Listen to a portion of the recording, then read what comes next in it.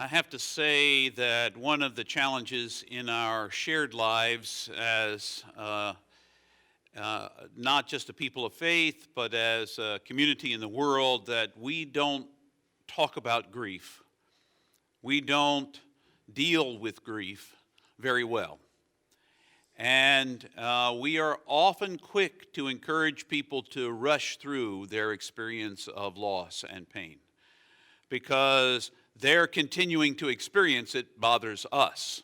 Not because it's wrong for them, but because it bothers us. Because we have our own unresolved griefs.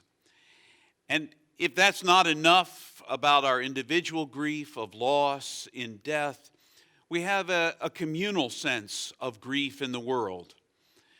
We look at folks who are facing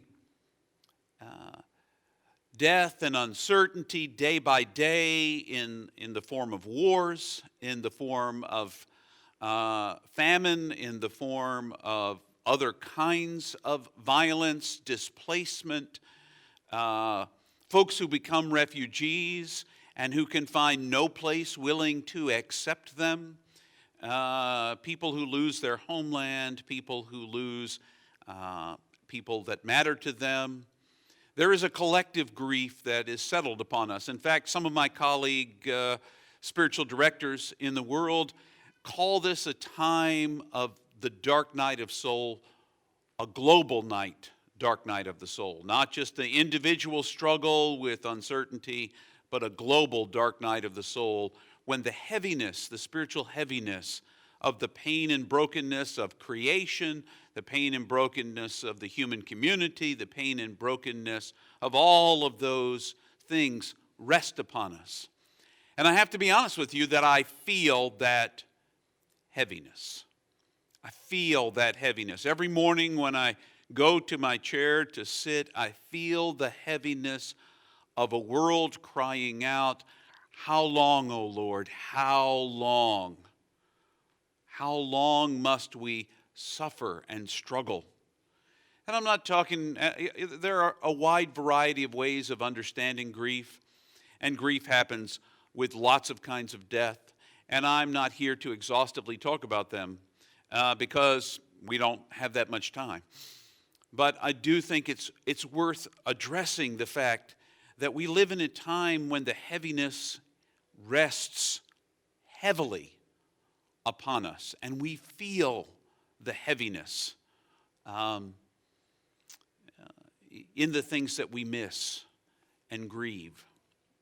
So I wanted to share with you just there are a number of grief-related scripture passages because grief is common. There's an entire book called Lamentations, which is they're about lament. There are a number of psalms, I can't remember the exact number, that are called lament psalms when the psalmist is crying out, "How long must we suffer? How long must we carry this grief, this brokenness, this alienation?"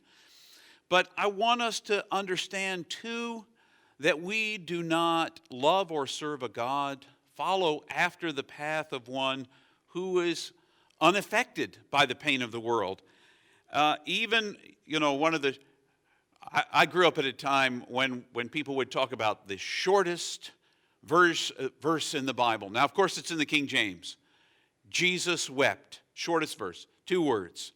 Most of the other versions I know don't make it 2 words. They make it a little bit longer than that. But in any case, that short verse. And it's a piece of my morning reading to you. But it's about it's about Jesus' own facing of grief. It's from the Gospel of John in the 11th chapter. Jesus was informed earlier that his good friend Lazarus was dying. He was informed by Lazarus' 2 sisters, Mary and Martha, who had sent word to him. And he is arriving late on the scene. Lazarus has died. And so Jesus goes to where he is buried, and so it picks up like this. When Mary arrived where Jesus was and saw him, she fell at his feet and said, "Lord, if you had been here, my brother wouldn't have died." When Jesus saw her crying and the Jews who had come with her crying, he was deeply disturbed and troubled. He asked, "Where have you laid him?" They replied, "Lord, come and see." Jesus began to cry, and the Jews with him said, "See how much he loved him." But others, of course, in their anger, "He healed the eyes of a man born blind. Couldn't he have helped save Lazarus from dying?" These words of comfort I found meaningful. Just one verse that I came across as I was reading the various lament psalms. This verse from Psalm 34, verse 18. "The Lord is close to the brokenhearted. God saves those whose spirits are crushed." And the word saves could mean also heals or makes whole the spirits of those who are crushed. These are our readings for this morning. Praise be to God. We also have done a series on the Beatitudes, one of which is, "Blessed are those who mourn, for they will be comforted." And that sounds really nice until you're mourning, until you're in grief, and you can't find comfort anywhere. You are struggling to keep your head above water. Someone that you love dearly, with whom you shared your life, perhaps very intimately, is gone. Or perhaps a friend that you only saw on occasion, but you knew that in a time you needed, you could call them and they would be there for you. Or perhaps you look at all the deaths of women and children in wars who just died because they were there. They were in the wrong place when the indiscriminate form of violence that is used in war, bombs, hit the place where they were and caused it to collapse on them or their family members. You have seen the wailing on the news, or maybe you haven't. If you're like me, I can't watch the wailing anymore. I already feel it deep in my spirit. And I wail sometimes. When I'm home alone in my office space, I find myself crying out in a wailing voice, "Where are you in all of this, God?" And the God that I know is right there, walking with the people, struggling with the people, feeling the pain of the people, never abandoning them no matter how much they feel forsaken. My God, why have you forsaken me?" There is never a moment when we're forsaken, but there are certainly moments that feel that way. When our spirit is broken by the things that are happening to us or around us or to those we love. Sometimes to even those we don't even know. And when it comes to our attention, we feel weighed down, overwhelmed, crushed. And the promise of Scripture is that God is close to those who are crushed and brokenhearted. That God will seek to bring us comfort. But comfort isn't something like a magical wand you can wave. This is something I've also discovered in my years of pastoral ministry. I have served as a pastor in some capacity for almost 36 years now, and then on the staff of a church for 2 years. And toward the end of my 2-year tenure at the last church I served before I came here to St. James, on a large staff, not as a pastor, not as official pastor, right after Linda and I got married, a friend from the young adult group, yes, there was a time I was a young adult, the young adult group died, was killed in a car accident during snow, and I was asked to speak at his funeral because I knew Mike. And so I still remember the very visceral feeling I had because while Mike and I weren't like best of friends, we were friends. And he was missed, not just by his family, but by others who had been his friends. I remember that. And I have gotten to be a part of all a range of funerals. And the longer you stay at a place, there is almost no funeral I do that's not for someone I don't know and love anymore. And that happens. And that happens. And I feel the grief myself in addition to other people. So what can we do with these griefs that we feel? Well, the first thing is to admit we feel grief. To me, that's one of the hardest things to ever admit. You know, people are around us. We busy ourselves to anesthetize ourselves to any feelings that we might have and find ourselves avoiding admitting to ourselves and to anyone else that we are grieving, especially when the appropriate grieving time has passed. I don't know what that number is. Let me just give you a heads up. I don't know what if years later you are debilitated and unable to get out of bed, that's probably the need for a kind of complex grief that needs professional, probably even before the couple of year point, that needs professional help. But the fact that we are expected to, someone dies and within 2 or 3 weeks, once the funeral is over, we're supposed to have moved on. The world has moved on, and we feel still stuck at the graveside or at the service or nearby to where the person always was. We find ourselves turning to empty chairs or thinking we'll tell somebody later on when we won't see them. Not in this life anyway. And we find ourselves, so the first thing I think is important for you to do is be able to admit you are grieving. I find myself still grieving over folks who have been a part of my life closely. Not in an acute way, but certainly in an ongoing, when I think about things I would have talked about, things we might have done, there is an emptiness, a heaviness that I feel. And I readily admit that grief. But for those of you who have lost people, how are you at admitting to grieving? That you are feeling pain and loss and you don't know where to turn. Just admitting it is the beginning. Saying it to someone, sharing it with someone, talking to someone about it, someone who cares about you, perhaps someone who knew that person. One of my biggest encouragements when I do a funeral, even when we let people speak and tell stories about the deceased person, is that when you think of a story, share it.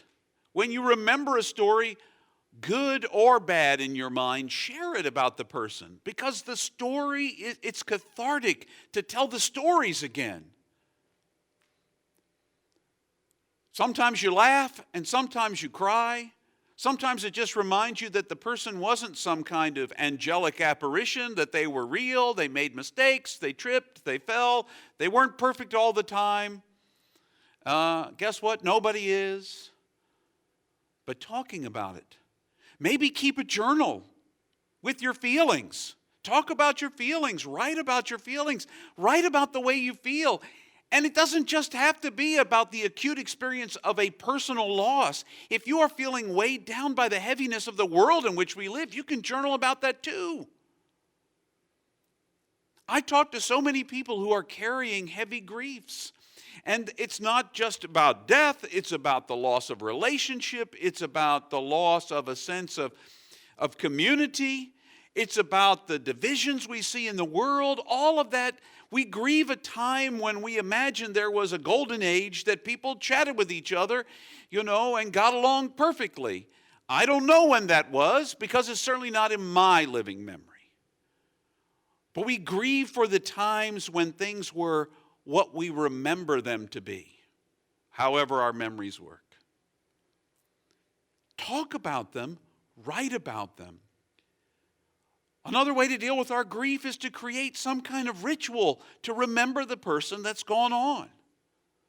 Perhaps you usually ate dinner with them. Maybe you light a candle when you sit down to dinner, or one of the meals. It doesn't have to be every night, but at least periodically you light a candle. And you remember the person while you're sharing a meal. Create a simple ritual that honors the memory of the person and also allows you to admit to your grief. Each time you light that candle or do that ritual that you've created, it's an opportunity to re-engage the pain and to perhaps feel that it's a little bit less acute than it was before, but to admit that it's still there. If you're stuck, you can seek professional help. And sometimes that is really important. Sometimes that is really important. There are probably other things, and I created a list, and perhaps if there's any interest, about 10 or 11 items I came across in all my reading about ways that we can focus on grief. I'd be happy to share them as a part of an article on our website or whatever. I think it's helpful to be real, to be honest, to be authentic. Especially when we're talking about a religious experience. Why is it that here we always seem to think we've got to put on our best face and not be struggling? If any place you ought to be able to struggle, besides a 12-step program, it should be church. Anybody who pretends like they've got it all together is lying to you or putting on a false face. You will never hear me tell you in a sermon on Sunday morning how together I've got it, and if you could only be like me, you could get it too. Because it would be a lie. I trip just like you do. I fall just like you do. I fail just like you do. I don't always admit the grief that is eating me up inside. I'm not always comfortable writing about it. And even when I am, I don't know what to say. And sometimes that's a place to begin. Sometimes the sentence could begin in your journal, Lord, I don't even know what to say. The promise of Romans 8 is that the Spirit is so close to us that even when we don't have words for prayer, the Spirit prays for us. Are you feeling crushed? Or at least a heaviness about what's going on in this world in which we find ourselves? Are you feeling a heaviness because of a loss in your own life? It hasn't been even a year since we lost David.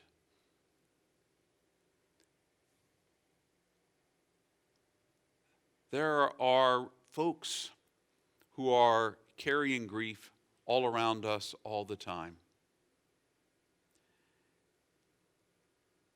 And we need to find a way that offers us a chance to carry each other's grief. We do that in prayer, but we also do that in word. If you think of somebody you know who has lost someone very close to them, you can send them a note. In fact, you can wait a while before you send them a note. It's always nice to respond immediately, but most of the people I know who are grieving close losses find that they get all the notes in the first few weeks after the death, and then they don't hear anything. It's as if the person didn't exist. Wait until 6 months afterwards, when the person is not getting anything anymore, or a year, and send a note then. Send a note at the beginning and at the year point, or the 3-month point, or the 6-month point, just to acknowledge, I was thinking about you. I was thinking about the person. These are all ways that we can help one another bear the grief, and that we can admit that grief is real. The one thing you need to know about grief is no two of us grieve the same. You can't follow a magical pattern. Yes, there are the stages of grief that have been outlined. But guess what?